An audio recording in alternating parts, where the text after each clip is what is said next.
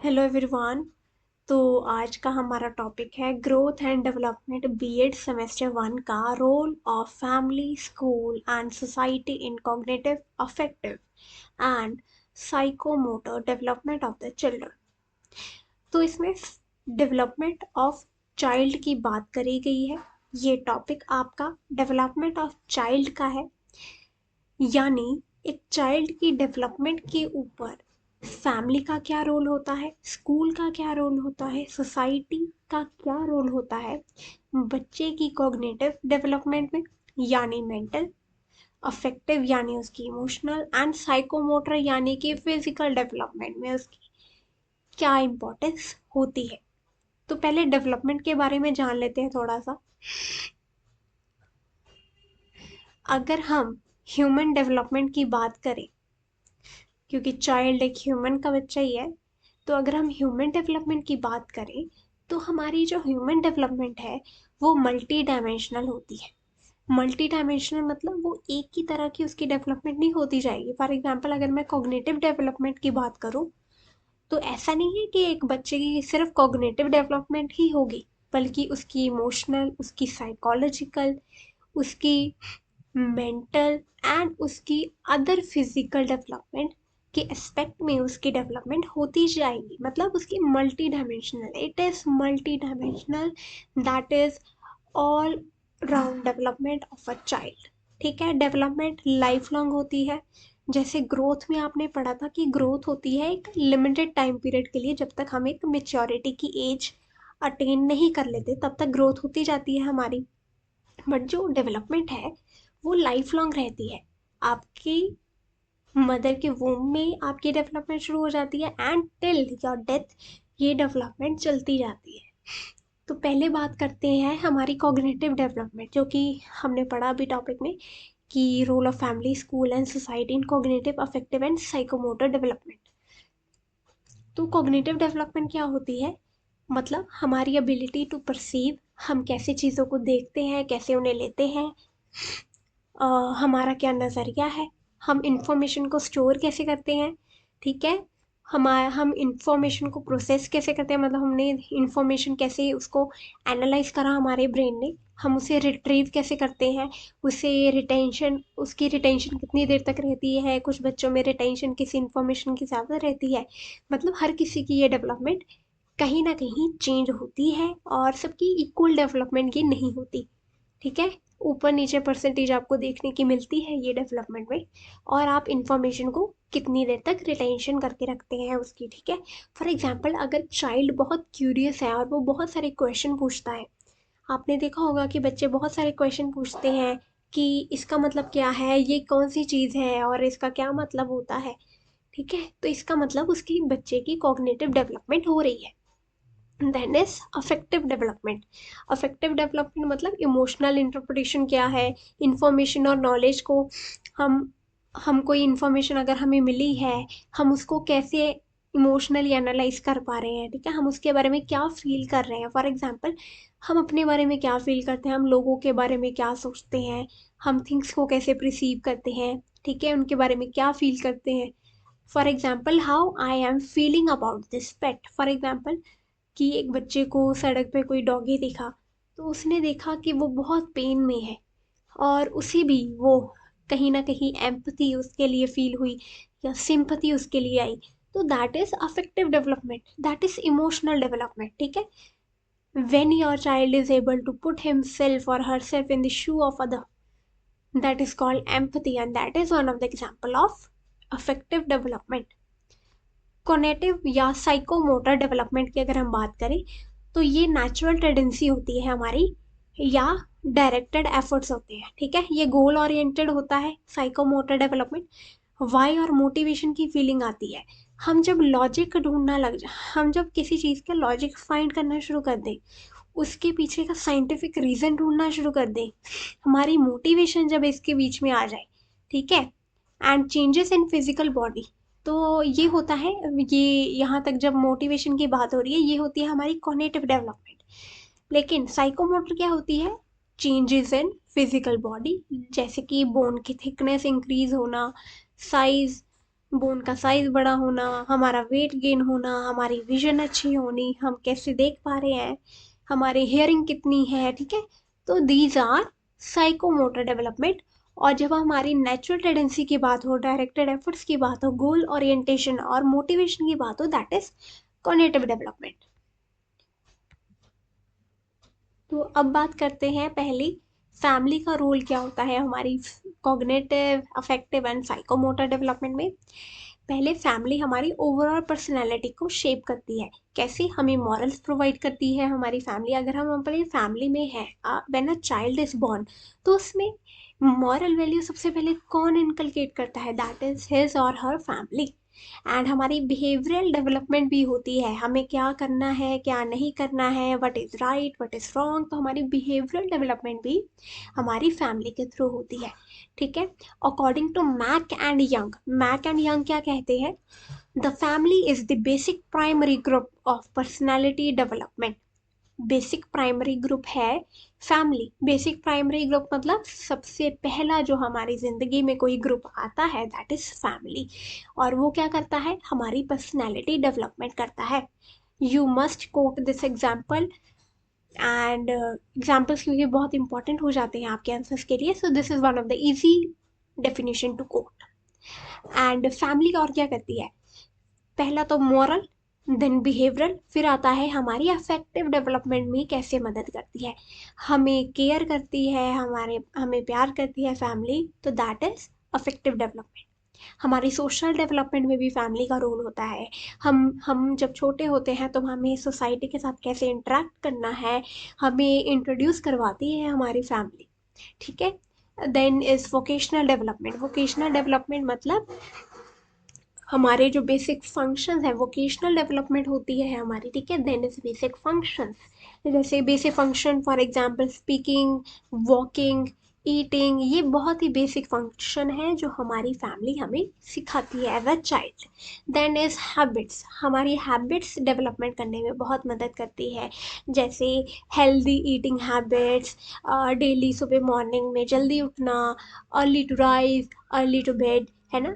So these are some of the healthy habits जो हमारी family हमें सिखाती है। That is cognitive development. जैसे कि कॉग्निटिव डेवलपमेंट कैसे होती है? हमारी फैमिली हमें स्कूल में एडमिशन दिलवाती है ताकि हमारी कॉग्निटिव डेवलपमेंट हो सके। तो हमारी फैमिली का बहुत रोल होता है हमारी एजुकेशन प्राप्त करने में भी।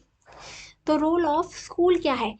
अब जैसे कि स्कूल है, स्कूल हमें पता है हमारी स्कूल एक मिनिएचर सोसाइटी होती है। Miniature society in the sense आपके क्लासरूम में डाइवर्सिटी होती है, डिफरेंट डिफरेंट बैकग्राउंड से बच्चे आते हैं, तो that is a miniature society.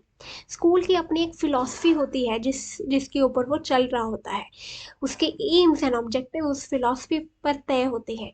तो रोल ऑफ स्कूल हमारी फिलॉसफी भी डेवलप करने में मदद करता है, ठीक है। देन इज हमारी मेंटल डेवलपमेंट में स्कूल रोल निभाता है, हमारी लीडरशिप क्वालिटीज़ को इन्हांस करता है, वोकेशनल क्वालिटीज़ को, एफर्ट्स को, हमारी वोकेशनल स्ट्रेंथ को और इम्प्रूव करता है, ताकि हम अ, ऐसे स्किल्स हासिल करें जो हमें बाहर की दुनिया में मार्केट कंपटीशन को मीट करने में हेल्प करे। फिजिकल डेवलपमेंट, जैसे कि हमारी हेल्थ पर ऊपर बहुत ध्यान देता है स्कूल। फॉर एग्जांपल आपका फिजिकल का पीरियड लगता है, उसमें आपके स्पोर्ट्स होते हैं, basketball, volleyball, skates and all. Then emotional development.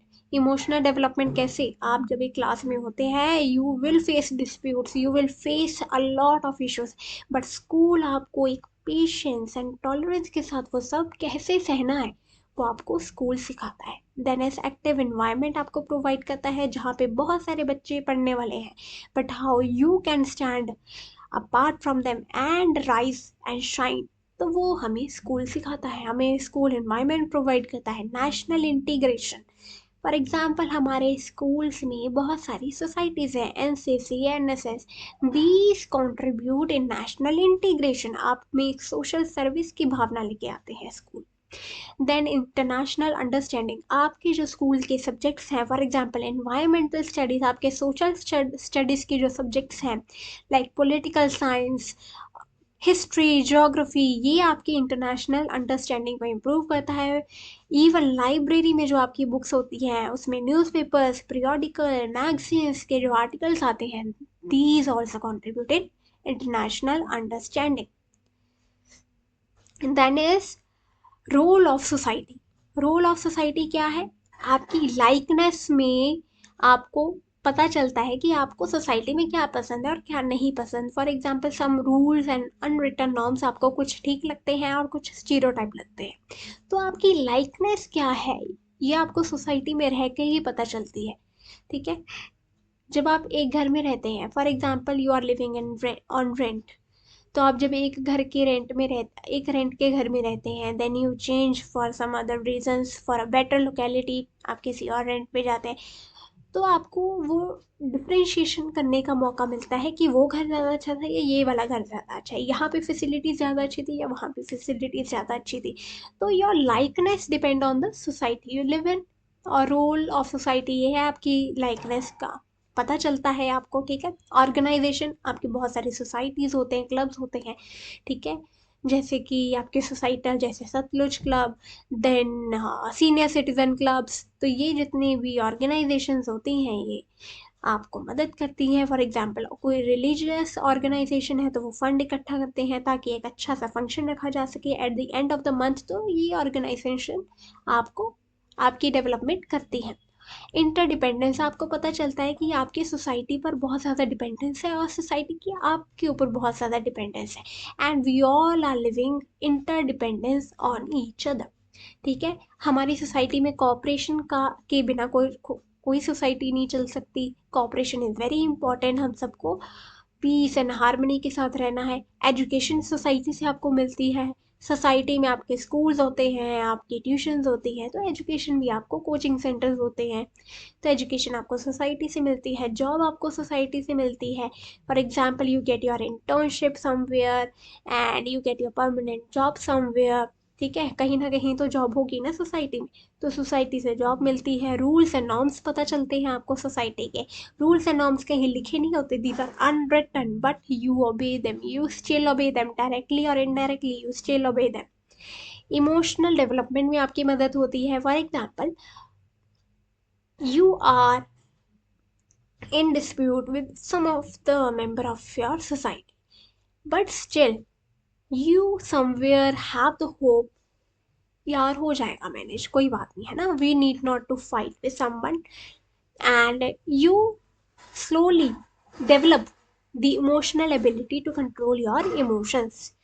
Somewhere or someone else in your society, like an animal, street dog, they all protect your emotional ability. For example, you go for a walk nearby a park and you meet some street dogs, you meet some small children, you play with them, so you create a good bonding with them. So these also help in emotional development. Motivation society से आपको मिलती है. For example someone in your locality is outshining in academics and you feel the same to do so. You feel in your society people are doing good jobs and you feel to do so. तो आपके motivational factor, आपके inspirational factors आपको society से मिलते हैं. Health जैसे कि आपकी सोसाइटी में कोई पार्क है, कोई गार्डन है, you go there, you exercise, आप रनिंग करते हैं, वॉक करते हैं, एक फुटपाथ बनाए होते हैं आपके लिए स्पेशल, साइकिल्स अवेलेबल होती हैं कई जगह तो कि आप साइकिलिंग कर सकते हैं. तो सोसाइटी आपको काफ़ी मदद करती है आपकी हेल्थ मेंटेन करने में. जिम्स होते हैं सोसाइटी में ना. सोशल डेवलपमेंट, आप सोसाइटी में जब रहते हैं, आपकी इंटरेक्शन होती है सोसाइटी में, आपकी ओवरऑल सोशल डेवलपमेंट होती है. You celebrate different festivals, you eat different food, go to different restaurants, try different dresses and all. तो आपकी सोशल डेवलपमेंट होती है. Then we have is factors जो अफेक्टिव कॉग्निटिव एंड फैक्टर्स जो होते हैं जो अफेक्ट करते हैं आपकी cognitive, affective and psychomotor development में. पहला है टीचर.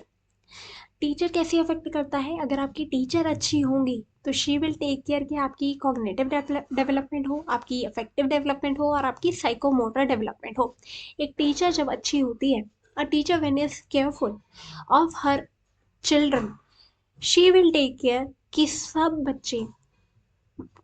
बच्चों को इक्वल अपॉर्चुनिटीज प्रोवाइडेड हो, सब बच्चों की इमोशनल डेवलपमेंट हो, there is no dispute, teacher will not be angry on any child.